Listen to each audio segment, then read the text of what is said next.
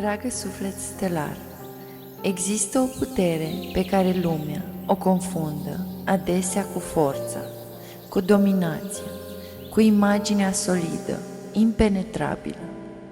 Dar adevărata putere nu se ridică pe temelii străine, ci răsare, tăcută, din miezul ființei care a învățat să piardă tot.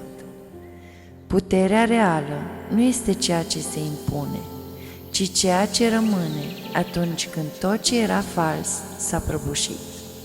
Este acel nucleu viu care încă respiră, după ce straturile vechi au ars, rând pe rând, în focul devenirii.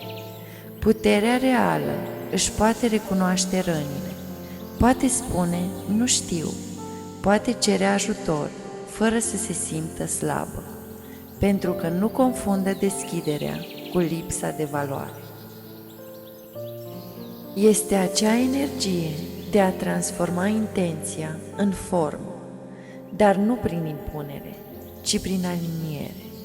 Este forța de a manifesta, de a ține spațiu, de a hrăni viziuni, prin tăcere, prin ritm, prin echilibru. Adevărata putere este capacitatea de a-ți păstra centrul, de a rămâne lucid și deschis chiar și atunci când viața te încearcă.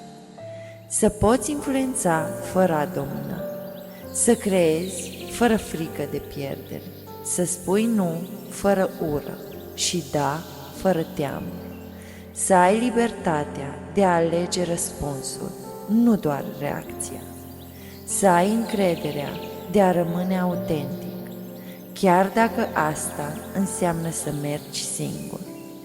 Aș spune că puterea nu se măsoară în cât poți lua, ci în cât poți oferi fără să te golești. Și mai subtil e și puterea de a renunța atunci când e timpul, fără a simți că ai pierdut. Puterea interioară e întotdeauna înăuntru, dar pentru a fi cu adevărat atinsă, este nevoie ca ființa să piardă tot ce credea că este, să lase iluzia să ardă până la cenușă și din acea cenușă să se ridice, nu ca umbră veche, ci ca un început viu. Pasărea Phoenix nu ar fi atins maestria dacă n-ar fi ars. Ar fi rămas o pasăre oarecare, neobservată, netransformată.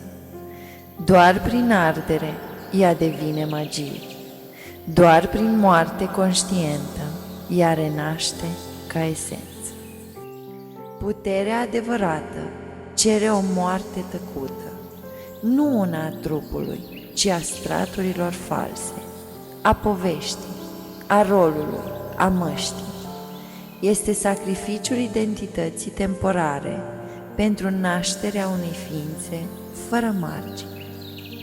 Aceasta este o inițiere tainică, o experiență deopotrivă subtilă și cruntă, pentru că mintea cere dovezi, vrea certitudine, siguranță, garanții. Sufletul însă știe, chiar și atunci când nu poate demonstra. Știe chiar și atunci când e în genunchi, pentru că adevărata putere nu se construiește, se dezvăluie. Este tăcerea care nu fuge, este iubirea care nu se teme să fie fermă, este vulnerabilitatea asumată ca poartă spre curaj, este forța de a rămâne cu inima deschisă într-o lume care cere armuri. Puterea autentică nu e ceea ce face zgomot, ci ceea ce emană tărie fără o a declara. Este focul care arde în liniște.